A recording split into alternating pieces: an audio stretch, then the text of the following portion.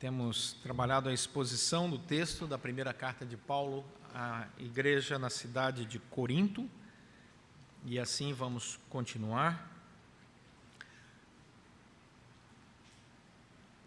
1 Coríntios 3, de 1 a 9. 1 Coríntios 3, de 1 a 9.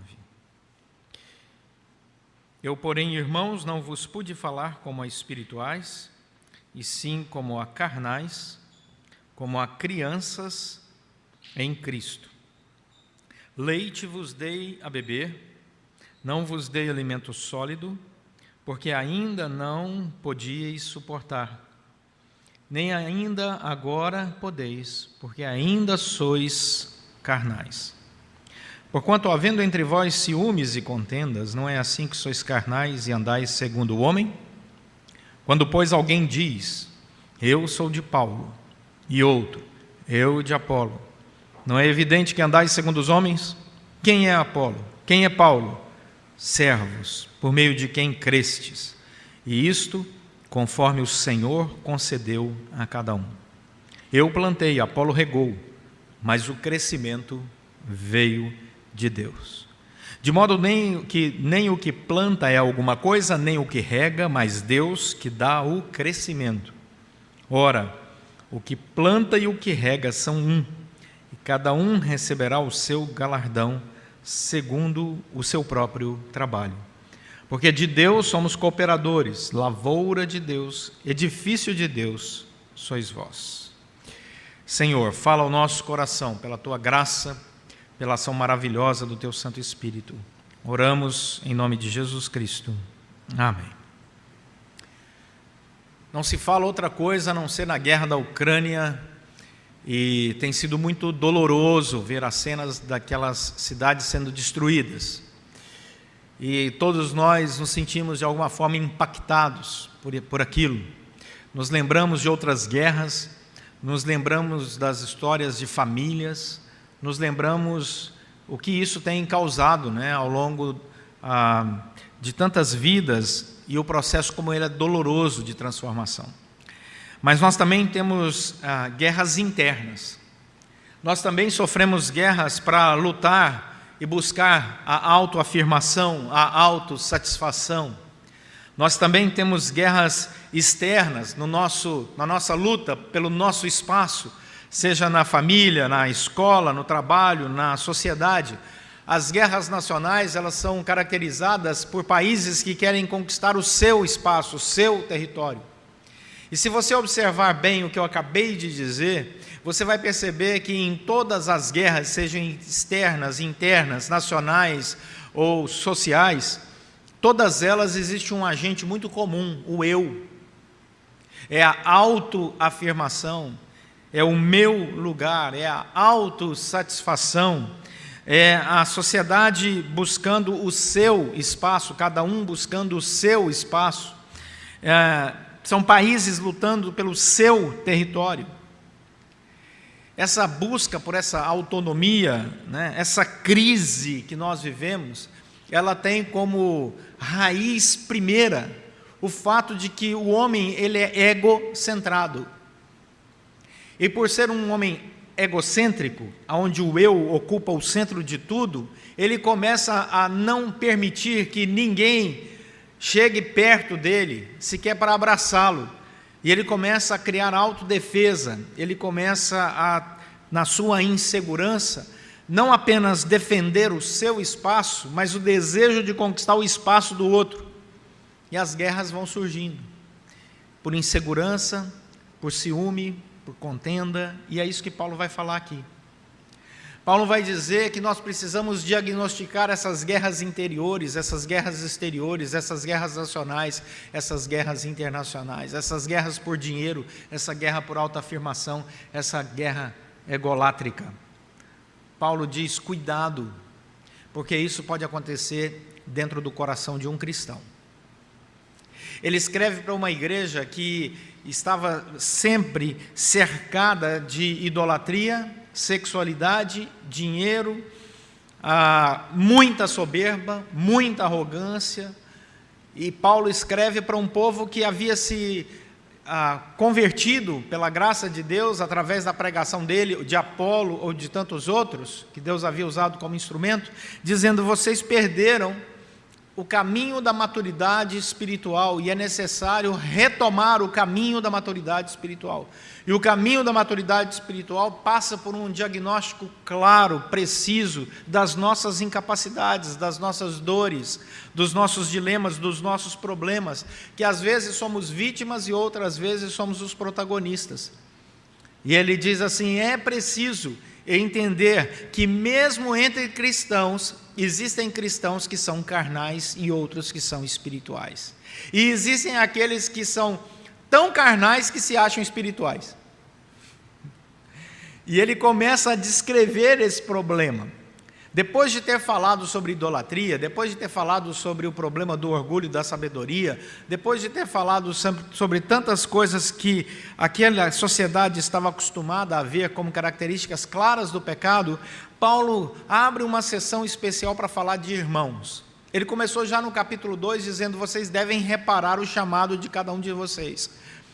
E agora no capítulo 3, ele novamente nos convida a observar que ele está escrevendo, inspirado pelo Espírito Santo, para irmãos. E aí eu convido que você deixe a sua Bíblia aberta para você perceber como Paulo chama a atenção daquela igreja para o fato de que ele não vai se dirigir para quem não conhece a fé cristã. Paulo vai se dirigir para quem conhece a fé cristã. E ele chama eles de irmãos. E ao chamá-los de irmãos, ele diz assim: eu quero que vocês percebam que é possível, no nosso meio, criarmos problemas enormes, que tirem de nós uma das maiores características de um verdadeiro cristão: a alegria de viver em comunhão. Essa é uma das maiores características das crises egolátricas, egocêntricas no meio da igreja. O fato de que nós perdemos a alegria de pertencer à igreja. E ele diz: cuidado com isso. Então olha o versículo 1, ele diz: irmãos, eu não pude falar como a espirituais. E a pergunta é: quais são as características de um espiritual? Eu não pude vos falar como a espirituais, e sim como a carnais. A pergunta: quais são as características de um carnal? A primeira coisa que eu gostaria de pensar com vocês é: quais são as características de alguém que vive na carne, mesmo sendo cristão? Ele usa aqui a palavra carnal, sarkes. Essa palavra na língua grega, ela significava os restos da natureza pecaminosa que ainda estavam vigentes na agenda do cristão.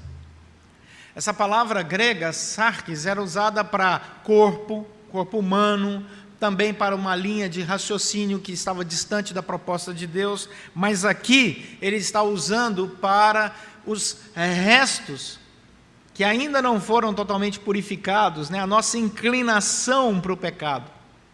Por isso que estamos num processo de santificação, ainda tem coisa para ser purificada, santificada. E aí ele diz: infelizmente, quero dizer que, irmãos, entre nós ainda existem pessoas que são assim, que têm essas características tão evidentes de quem vive os valores pecaminosos da carne. Essa palavra também era usada para a natureza física, para mostrar que a gente está passando. Ele dizia assim, quando, no pensamento grego, essa palavra era usada para dizer para a pessoa: estamos envelhecendo, nossa carne está ficando fraca. Essa é a ideia. E você descobre com o tempo que isso é verdade. À medida que o tempo vai passando, a cabeça está boa, mas o corpo já não obedece. Tem gente que entende o que eu estou dizendo aqui.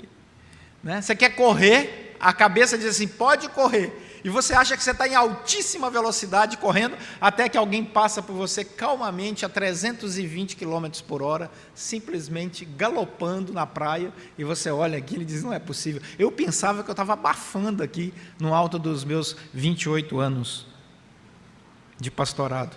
Bom, na verdade 30 esse mês.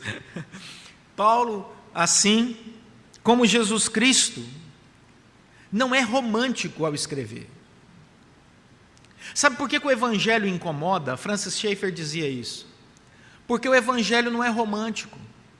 O Evangelho não foi escrito para uma sociedade pós-moderna líquida. O Evangelho continua sendo sim, sim, não, não. E o que passar disso é do maligno. Vamos ver o texto de Mateus capítulo 5, verso 37. Ele vai ser lançado lá no Data Show para você. Ouvi um aleluia, obrigado, pastor. Seja, porém, a tua palavra sim, sim, não, não. Qual o resto? Vamos ler juntos? O que? Assinado JC. Jesus Cristo é quem disse isso. Está valendo até hoje. Não existe mais ou menos. É sim, sim. Não, não. É tão simples, tão claro, tão transparente. Mas nós somos a sociedade pós-moderna. E aí nós dizemos, não, não é bem assim. O seu sim pode ser não para mim. O seu sim pode ser talvez para o outro. E você começa a negociar como se Deus ainda estivesse aberto à negociação. Deus não está aberto à negociação. Ele já revelou a palavra dele, seja sim, sim, não, não. Ponto final. Então, quando Paulo escreve isso aqui, ele diz de maneira muito clara: irmãos, precisamos perceber aonde o nosso coração está se inclinando, para as coisas carnais ou para as coisas espirituais. Sim, sim, não, não. Então, quais são as características dessa pessoa que é carnal? Versículo 1 vai falar que existe esse grupo de carnal, e que esse grupo é um grupo, no versículo 1, que Paulo desejava muito que eles pudessem experimentar maturidade espiritual. Ele diz: eu não pude falar a vocês como espirituais, eu tive que falar com vocês como quem fala com criança, porque vocês são ainda imaturos. A característica de um crente carnal é imaturidade. A imaturidade não aguenta uma palavra de Deus pesada.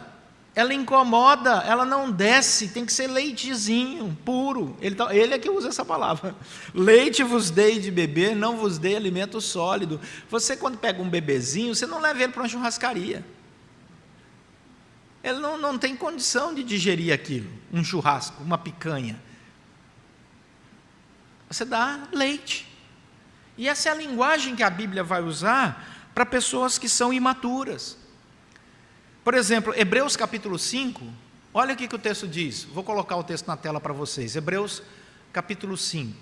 Usa essa mesma linguagem. A este respeito, temos muitas coisas que dizer e difíceis de explicar. Porquanto vos tendes tornado tardios em ouvir. Percebe que a ação é humana. Eu me torno tardio em ouvir. Pois, com efeito, quando devíeis ser mestres, atentando ao tempo decorrido, ou seja, faz anos e anos que essa pessoa está sentada num banco de igreja, anos e anos que ela está sentada no banco de igreja, já devia ser mestre na palavra, de tanto sermão e estudo bíblico que já ouviu, tendes novamente necessidade, que alguém vos ensine de novo, perceba, quais são os princípios elementares dos oráculos de Deus. Assim vos tornastes como necessitados de leite e não de alimento sólido. O oráculo de Deus é a doutrina mais básica, que Deus é trindade. O que é batismo? O que é Bíblia? Essas coisas mais básicas que todos nós um dia aprendemos. Mas tem gente que tem dificuldade, depois de 150 anos de igreja, de entender que a Bíblia é a palavra de Deus. Ainda duvida. A Bíblia é a palavra de Deus. É isso que Paulo está escrevendo na sua carta aos Coríntios, e o autor de Hebreus, que ninguém sabe quem foi, escreve aqui em Hebreus capítulo... Eu acho que foi Apolo, mas deixa isso para outra conversa. É isso que o autor de Hebreus escreve. Então, essa é uma linguagem comum. Quer ver? Pedro também escreve isso. Em 1 Pedro 2,2, Pedro diz o seguinte, vamos lá para o texto de 1 Pedro 2,2. Pedro vai usar a mesma linguagem de Hebreus e a mesma linguagem de Paulo. 1 Pedro 2,2. Vamos ver se o Leandro acha ali o texto para a gente. Bom, se não achar, eu leio para você. Leite espiritual vos dei de beber. Olha o que Pedro diz. Não, volta. Primeiro.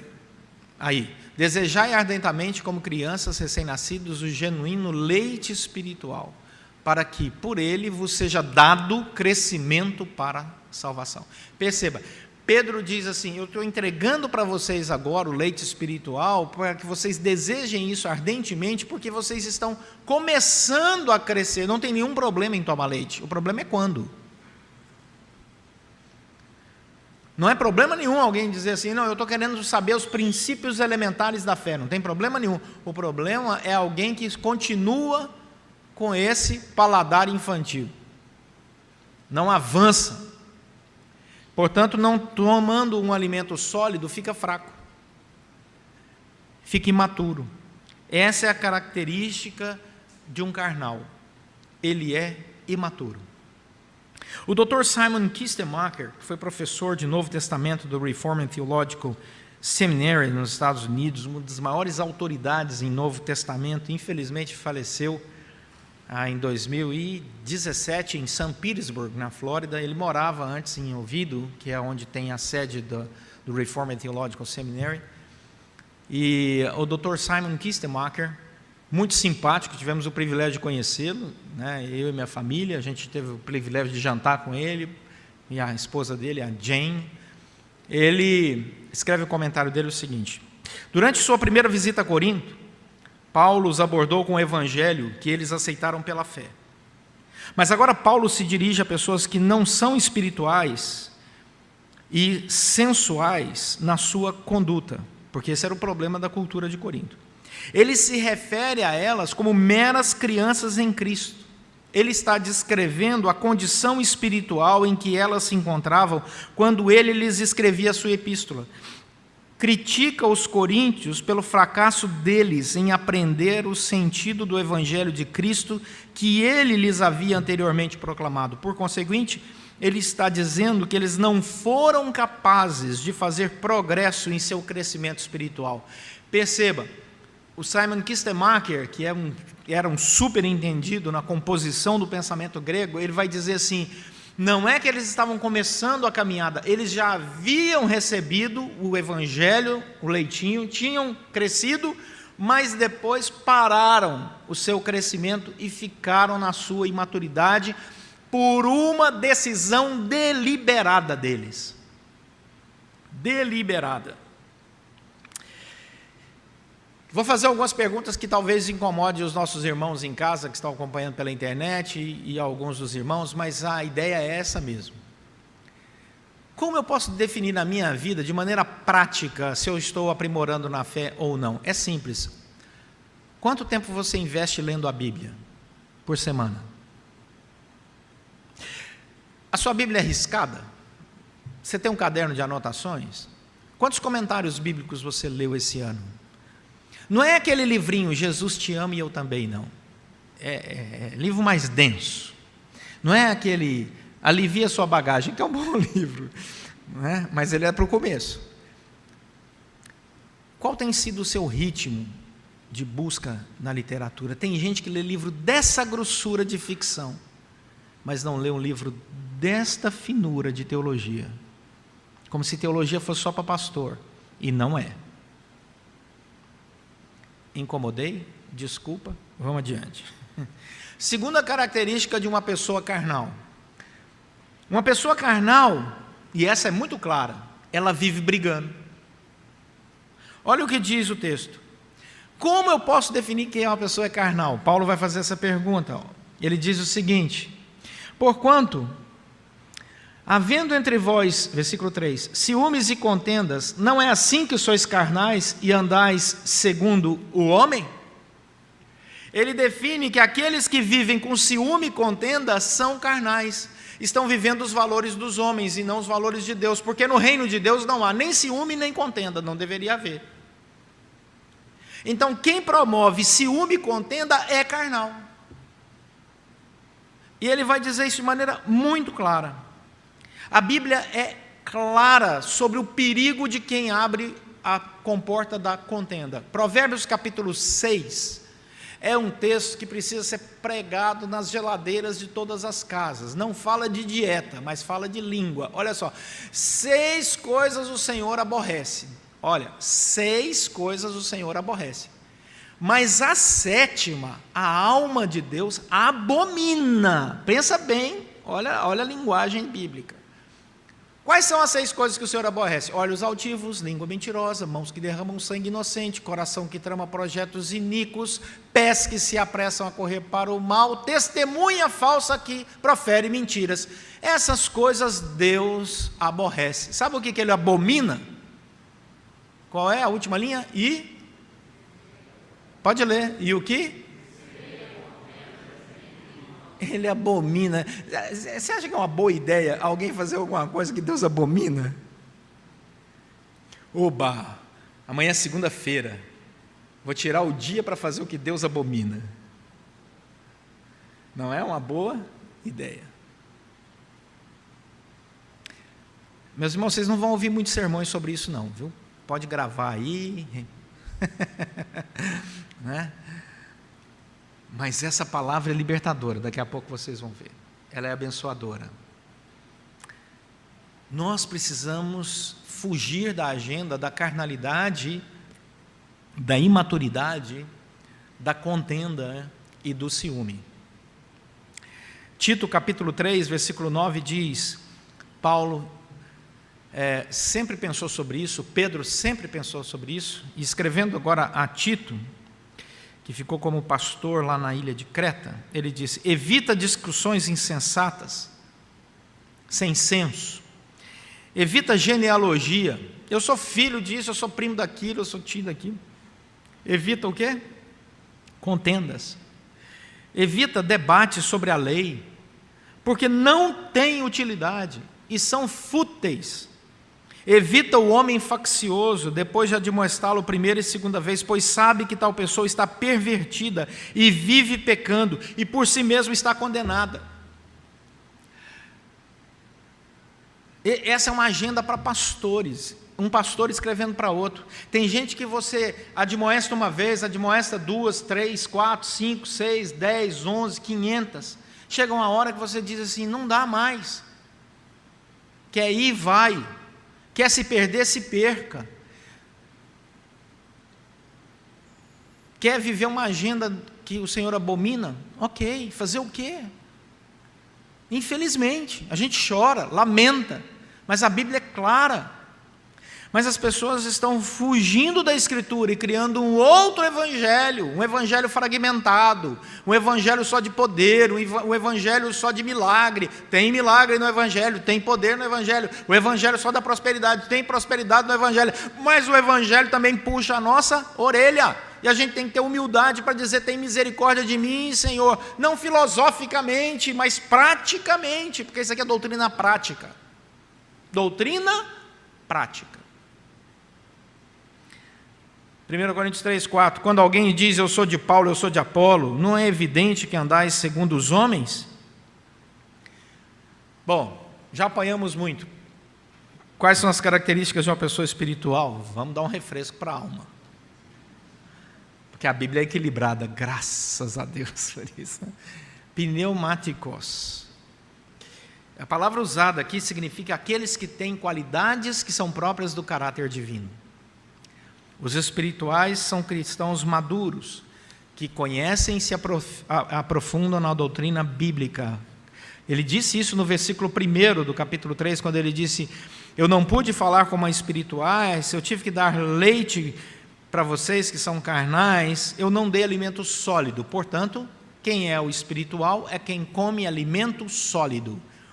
Quem come e busca alimento sólido, fica sólido. Não é como qualquer criança, como o apóstolo Paulo vai escrever em outra carta, agitado por qualquer vento de doutrina, levado para lá e para cá.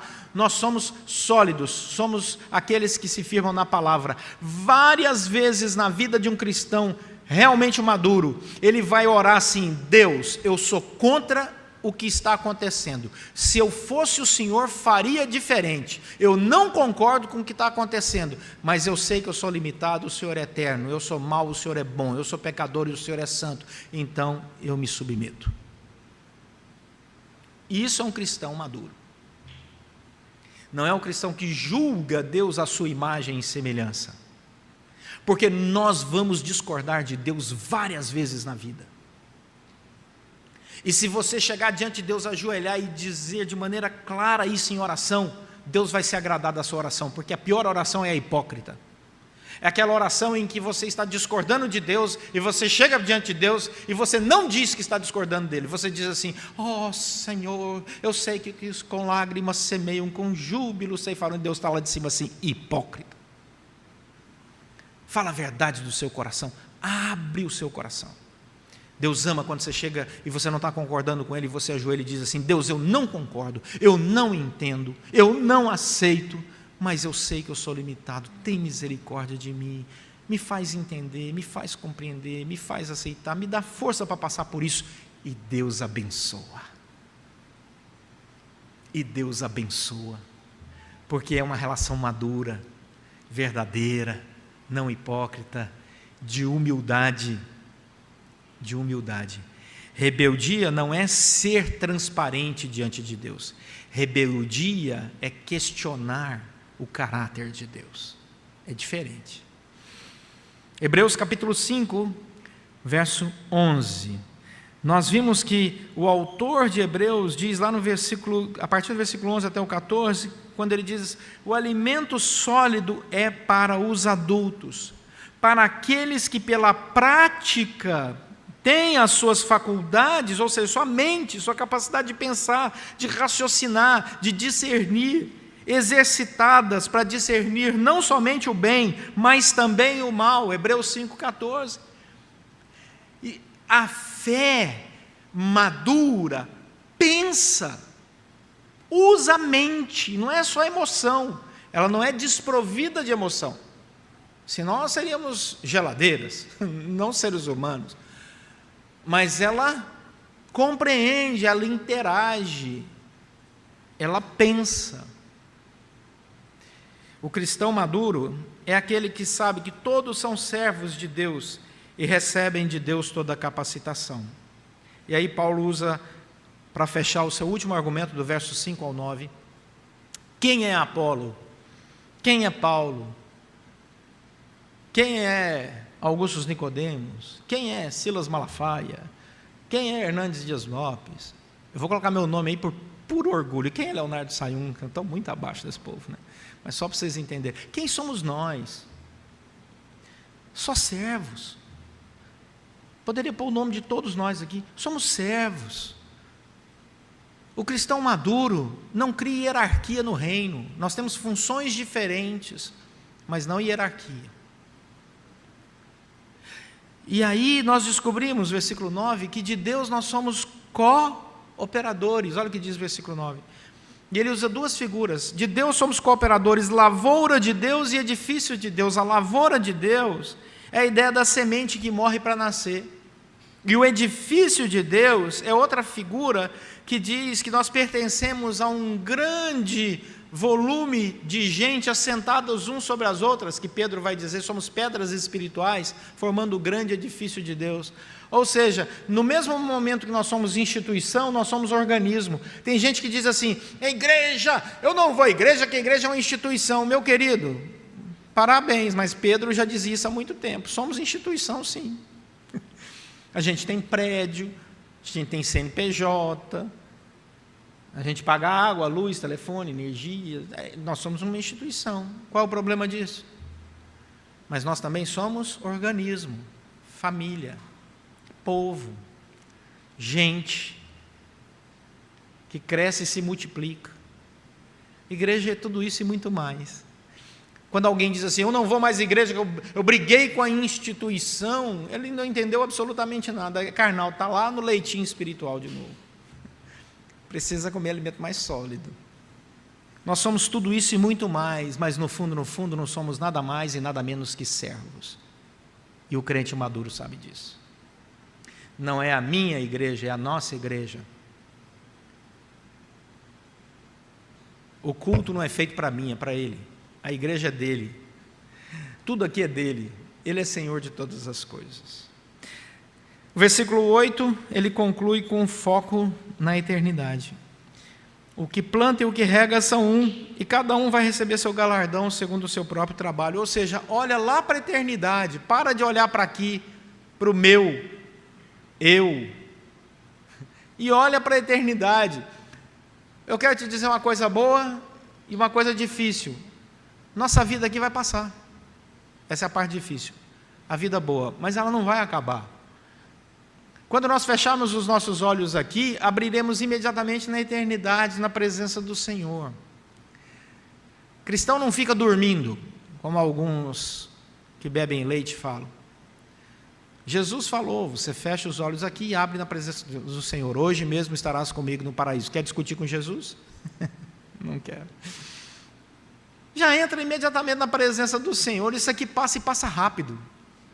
Nós não estamos batalhando para ter uma aposentadoria melhor. Nós estamos trabalhando para entrar no reino dos céus, glorificando o nome do Senhor, para a glória dEle. Não trabalhamos para boas obras que nos salvam, mas as nossas boas obras testificam da nossa salvação mediante a graça do Senhor que plantou fé no nosso coração. Agora, fé sem obras é morta. E obras sem fé é vazia, não salva. Então, quando nós olhamos para o texto, o que a gente deve levar para casa? Primeiro, não seja cristão carnal, seja maduro, estude mais. Isso serve para mim, para você, para todos nós. Eu conheço muito pastor que lê menos livro que os membros da igreja dele. Então não é o título de pastorado que salva alguém, não. Aprofunde na fé, porque o mundo é mau, as artimanhas estão aí, e Pedro escreveu, saiba da razão da sua fé. Quando alguém te perguntar a razão da sua fé, saiba responder, estude, leia, conheça a palavra do Senhor, leia a Bíblia, comece bem, e leia bons livros que ensinam acerca da Bíblia. Provérbios capítulo 17, versículo 14, segunda coisa, como o abrir da represa, assim o começo da contenda, desiste, pois, antes que haja rixas, princípio da Bíblia, larga de contenda, evita contenda, use redes sociais para o bem e não para o mal, evita contenda, estamos em 2022, daqui a pouco a campanha política vai pegar fogo, foge disso. Foge disso, os candidatos não estão casados com vocês, vocês não são nem marido nem esposa de nenhum deles, eu conheço todos vocês aqui. Foge disso. O cristão tem que ter consciência política, pode ter opinião política, mas não deve entrar em rixa política. Não entra nisso. O cristão tem que ter consciência política e a igreja não tem que mandar em quem cristão vai votar, não. Quem faz isso está pecando. Cada cristão vota segundo a sua consciência. Leia lá a Bíblia, os princípios de um bom governante, veja se aquele governante chega mais perto, vai dar um trabalho lascado sem achar isso, mas vai ali, vai nesse caminho que vai ser bom.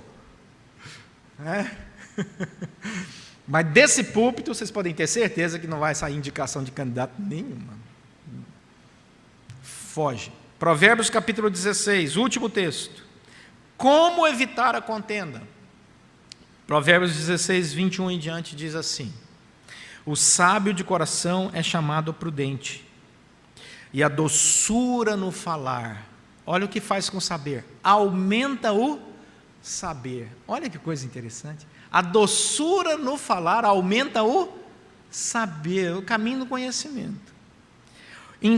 Aumenta o saber. O entendimento, versículo 22, para aqueles que o possuem, é fonte de vida, mas para o insensato, a sua estultícia lhe é castigo. Versículo 23. O coração do sábio é mestre de sua boca, e aumenta a persuasão nos seus lábios. Versículo 24, vamos ler juntos? Palavras agradáveis são como favo de mel, doces para a alma e medicina para o corpo. Até o corpo fica saudável quando as nossas palavras são agradáveis. Busque a maturidade espiritual com prática e boa doutrina. Por que Jesus Cristo impactou o mundo e até os não cristãos? Porque ele não era carnal. As palavras de Jesus eram doces. Jesus era duro quando tinha que ser. Você tinha que virar mesa daqueles que eram vendilhões do templo, ele virava. Se tinha que chamar de serpentes, ele chamava. Se tinha que chamar de sepulcro caiado, ele chamava. Mas essa não era a grande característica do seu ministério. A grande característica do ministério de Jesus era a autenticidade e a coerência do seu amor. Que Deus nos encontre assim, porque foi pago um alto preço para que nós tivéssemos essa bênção vinda do Espírito Santo. O Espírito Santo de Deus já nos capacitou para a maturidade espiritual. Você não precisa fazer uma grande jornada para ser maduro espiritual, você não precisa ter um guru espiritual da internet, do Instagram para isso, você não precisa matricular num curso online para ser um grande maduro espiritual. Você precisa entrar na presença de Deus e deixar que o Espírito Santo do Senhor flua, e ore por isso, e diga: Senhor, que as palavras dos meus lábios e o meditar do meu coração sejam agradáveis na tua presença, Rei, Deus e Redentor meu. Senhor, quando alguém vier soltando foguetes para o seu lado, nessa guerra, você ora. O sujeito está vindo bravo na sua direção, você ora. Está vindo irritado, você ora. E pede: Senhor, me dê palavras amáveis, me dê palavras calmas. O sujeito te fecha no trânsito, você ora: Senhor, em nome de Jesus, não me deixa passar por cima dele, tem misericórdia. O sujeito furou a fila, você diz: Senhor, segura minha mão. Vai orando, é prática. Porque de crente que dá mau testemunho, o mundo está por aqui.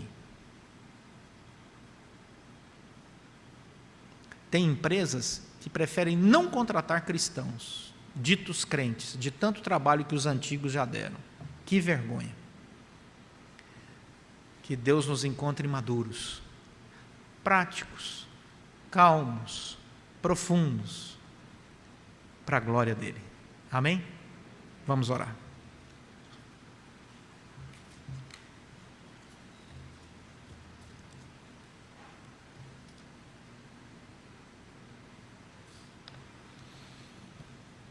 Queria te convidar aí a pensar um minutinho, quantas vezes você tem perdido a cabeça, o sono.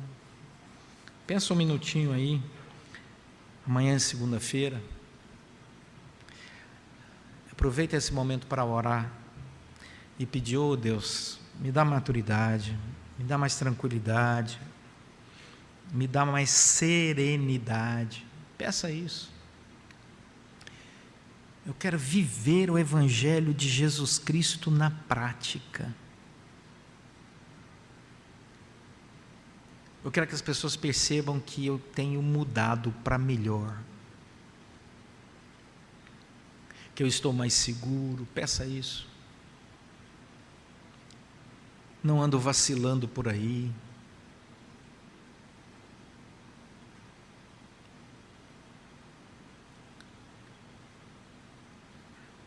E que assim como Apolo, Paulo, Priscila, Maria, Débora, tantas mulheres e tantos homens na Bíblia, que a minha vida seja caracterizada pelo bom perfume de Cristo.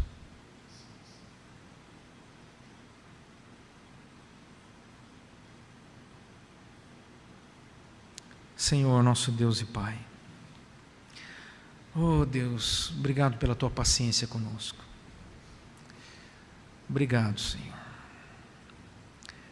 Ouvimos nessa noite a Tua palavra, ajuda-nos, ó Deus, a sermos o povo da unidade, do perdão, do amor, da serenidade, da leveza. Ajuda-nos a sermos também o povo que não vacila doutrinariamente, a ser o povo firme na palavra, que conhece a Tua palavra, que consegue responder e dar razão da fé para quem ainda não conhece, não para vencer debates, mas para fazer Cristo conhecido. não para humilhar aqueles que ainda não conhecem, mas para ajudá-los a chegar mais perto de Cristo Jesus. Que o Teu Santo Espírito flua em nós, por nós e através de nós. Obrigado porque Jesus nos resgatou do império das trevas e o Senhor nos trouxe para essa maravilhosa luz, para o Teu reino. Obrigado porque o Senhor perdoou os nossos pecados, pagou o preço. Obrigado porque o Senhor está vivo, venceu a morte. Oramos agradecidos em nome deste Jesus Cristo que confessamos. Amém.